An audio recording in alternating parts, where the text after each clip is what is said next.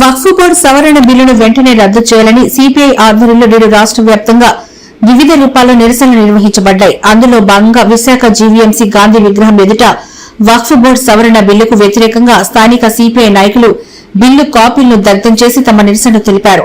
నిరసనలో పాల్గొన్న సిపిఐ రాష్ట్ర నాయకులు జేవీ సత్యనారాయణ మాట్లాడుతూ కనీస అవగాహన లేకుండా ప్రభుత్వాలు తీసుకుంటున్న నిర్ణయాల కారణంగా మత కల్లోలాలు అలజడులు ఏర్పడే అవకాశాలున్నాయన్నారు.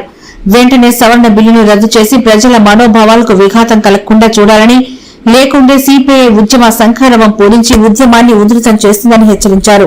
వక్ఫ్ బోర్డు సవరణ బిల్లును వెంటనే రద్దు చేయాలని సిపిఐ ఆధ్వర్యంలో నేడు రాష్ట్ర వ్యాప్తంగా వివిధ రూపాల్లో నిరసనలు నిర్వహించబడ్డాయి. అందులో భాగంగా విశాఖ జీవీఎంసీ గాంధీ విగ్రహం ఎదుట వక్ఫ్ బోర్డు సవరణ బిల్లుకు వ్యతిరేకంగా స్థానిక సిపిఐ నాయకులు బిల్లు కాపీలను దగ్ధం చేసి తమ నిరసన తెలిపారు. నిరసనలో పాల్గొన్న సిపిఐ రాష్ట్ర నాయకులు జేవీ సత్యనారాయణ మాట్లాడుతూ కనీస అవగాహన లేకుండా ప్రభుత్వాలు తీసుకుంటున్న నిర్ణయాల కారణంగా మత కల్లోలాలు అలజడులు ఏర్పడే అవకాశాలున్నాయన్నారు. వెంటనే సవరణ బిల్లును రద్దు చేసి ప్రజల మనోభావాలకు విఘాతం కలగకుండా చూడాలని, లేకుంటే సిపిఐ ఉద్యమ సంఖారవం పూరించి ఉద్యమాన్ని ఉధృతం చేస్తుందని హెచ్చరించారు. భారత రాజ్యాంగ స్ఫూర్తికి భిన్నంగా వక్ఫ్ సవరణ బిల్లుని పార్లమెంటు సమావేశాల్లోని ప్రభుత్వం మెజారిటీ ఉందనే పేరుతో ఆమోదింపు చేసుకున్నారు. ఆర్ఎస్ఎస్ భావజాలం ఏదైతే ఉందో మత ప్రాతిపదికగా ఈ దేశంలోని చీలికలు తీసుకొచ్చి వాళ్ళు తమ అధికారాన్ని కొనసాగించుకోవాలని చెప్పని, ఇది ఏకమత రాజ్యంగా భారతదేశాన్ని ఏర్పాటు చేయాలని చెప్పని ఆలోచన చేస్తున్నటువంటి నేపథ్యంలో ఈ బిల్లు వచ్చింది. ఈ రోజుని ఇతర ధార్మిక సంస్థలకు సంబంధించి వాటి ట్రస్ట్ బోర్డుల్లో కానివ్వండి, లేకపోతే ఆ సంస్థల్లో ఉద్యోగులు కానివ్వండి, అన్య మతస్థులు ఉన్నారనే పేరుతో వాళ్ళందరినీ వెనక్కి పంపించేస్తా ఉన్నారు. మరి వక్ఫ్ సవరణ బిల్లులోని దాదాపు 4 సభ్యులు ముస్లిం నేతలను పెట్టుకోవడానికి అవకాశం కల్పిస్తూ పెట్టారు.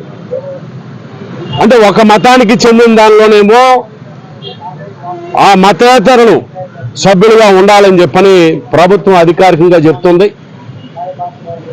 మిగతా మతాలకు సంబంధించి మెజారిటీ మతానికి సంబంధించిన దానిలోనేమో ఆ అన్య మతస్థులు ఎవరో ఉండడానికి వీలు లేదని చెప్పని వీళ్ళు డిమాండ్ చేస్తూ అందులో ఉన్న ఉద్యోగాలు పొందినటువంటి వాళ్ళు కూడా తిరిగి వాళ్ళని తొలగిస్తున్నటువంటి పరిస్థితి ఈరోజు ఈ దేశంలో ఉంది. అంటే భారత రాజ్యాంగం భారత పౌరులందరినీ, అందరూ భారతీయులే, అందరికీ సమానమైన హక్కులే ఉన్నాయని చెప్పినప్పటికీ దానికి భిన్నంగా వ్యవహరిస్తూ ఉంది. పార్లమెంటు స్టాండింగ్ కమిటీకి బిల్లు వెళ్ళినప్పుడు స్టాండింగ్ కమిటీ సమావేశాల్లోని ప్రతిపక్ష పార్టీలకు చెందినటువంటి పార్లమెంటు సభ్యులందరూ కూడా సవరణలు ప్రతిపాదించి వాటి మీద కొంచెం గట్టిగా పట్టుబడితే వాళ్ళందరినీ బహిష్కరించి ఏకపక్షంగా అధికార పక్షం ఈ బిల్లును తయారు చేసుకుంది. ఈరోజు మన రాష్ట్రంలోని కూటమి ప్రభుత్వం మేము లౌకిక పార్టీలని చెప్పుకుంటున్నటువంటి తెలుగుదేశం పార్టీ వాళ్ళు కూడా నిస్సిగ్గుగా మద్దతు ఇచ్చారు. ప్రధాన ప్రతిపక్ష పార్టీ లోక్సభలో వ్యతిరేకించింది, రాజ్యసభలో మద్దతు ఇచ్చింది. అంటే ఈ ద్వంద్వ వైఖరి ఏంటో అర్థం కాలా. ఏ విధంగా ఏమన్నానంటే మేము చెప్పిన సవరణలన్నీ తీసుకొచ్చారని చెప్పని తెలుగుదేశం పార్టీ వారు చెప్తున్నారు. అలా మీ సవరణలు ఏమీ కూడా ఈరోజు ముస్లిం సమాజం దాన్ని అంగీకరించేటటువంటి పరిస్థితి లేదు. ఏ పద్ధతుల్లో ఈ బిల్లు ముస్లింలకు ఉపయోగపడుతుందో మీరు చెప్పాల్సినటువంటి పరిస్థితి ఉంది. ఏమైనా లోపాలు ఉంటే లోపాలు సరిదిద్దడం కోసం సవరణలు చేస్తే ఎవరు అంగీకరించారు. కానీ దీని మీద ఇతర మతస్థులను కూడా ఆ ట్రస్టుల్లోని బోర్డుల్లో చేర్చి వారి యొక్క పెత్తనం కిందకి ఇదంతా తీసుకొని రావడం అని అంటే ఇది పూర్తిగా రాజ్యాంగ విరుద్ధమైంది. అందుకని ఈరోజు దేశవ్యాప్తంగా భారత కమ్యూనిస్ట్ పార్టీ ఆధ్వర్యంలోని ఈ నిరసన కార్యక్రమాలు నిర్వహిస్తా ఉన్నాం. ఇప్పటికే మా పార్టీ ప్రధాన కార్యదర్శి కమ్రేడ్ డి రాజా సుప్రీంకోర్టులో ఈ సవరణకి వ్యతిరేకంగా కేసు వేయడం అనేది జరిగింది. అనేక ఇస్లామిక్ సంస్థలు కానివ్వండి, పార్లమెంటు సభ్యులు కానివ్వండి, రాజకీయ పార్టీలు కానివ్వండి, ఇప్పటికే అనేక కేసులు సుప్రీంకోర్టులో దాఖలు చేసినటువంటి నేపథ్యంలో ఈరోజు దేశవ్యాప్తంగా దీని మీద నిరసన తెలియజేస్తున్నాం. భవిష్యత్తులో కూడా ఈ సవరణలు ఉపసంహరించుకునేంత వరకు దీన్ని కొనసాగిస్తామని చెప్పని తెలియజేస్తా ఉన్నాం.